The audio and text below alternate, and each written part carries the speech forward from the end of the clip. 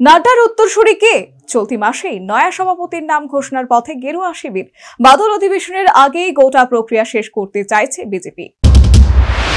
রাজ্যে রাজ্যে সভাপতি নির্বাচন প্রক্রিয়া শুরু হয়ে গেছে। বর্তমান সর্বভারতীয় সভাপতি জেপি নাড্ডার উত্তরসূরির নামও চলতি মাসের শেষের দিকে ঘোষণা হয়ে যাবে বলে গেরুয়া শিবির সূত্রে খবর।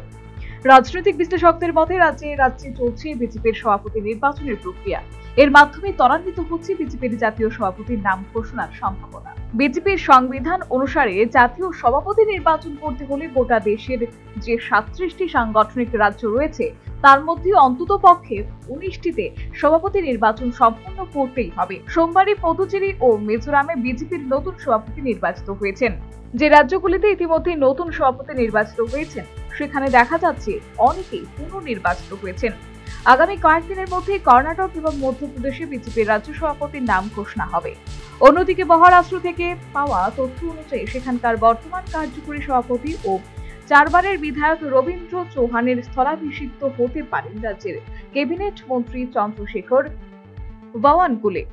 উত্তরাখণ্ডে আবার সভাপতি হিসেবে পুনরায় দায়িত্ব পেয়েছেন রাজ্যসভার সাংসদ মহেন্দ্র সিং ঘাটি। একের পর এক রাজ্যের বিজেপির সভাপতি পদের নাম ঘোষণার পর রাজনৈতিক মহল মনে করছে চলতি জুলাই মাসে জেপি নাড্ডার উত্তরসূরির নাম ঘোষণাও শুধু সময়ের অপেক্ষা। নাড্ডার উত্তরসূরি কে হবেন তা নিয়ে জোর জল্পনা রাজনৈতিক মহলে, তবে সবটাই নির্ভর করছে সংঘের উপর। সেই ইঙ্গিতও মিলেছে। চলতি সপ্তাহে সংঘের 3 দিনের অধিবেশনে হাজির থাকার কথা বিজেপির শীর্ষ নেতৃত্বের। সেখানে সর্বভারতীয় সভাপতির নাম চূড়ান্ত হয়ে যাবে বলে জানা গেছে। বিজেপির তরফে জানা গেছে 37টি সাংগঠনিক রাজ্যের মধ্যে কমপক্ষে 18টিতে রাজ্য সভাপতি নির্বাচন হয়ে গেলেই নাড্ডার উত্তরসূরির নাম ঘোষণা হবে।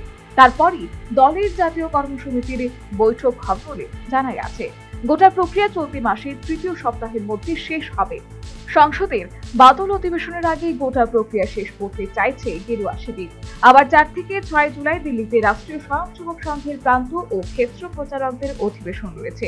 সেখানে গোটা প্রক্রিয়া নিয়ে আলোচনা হবে বলে জানান সংঘের এক মুখপাত্র। National bureau report, news vanguard.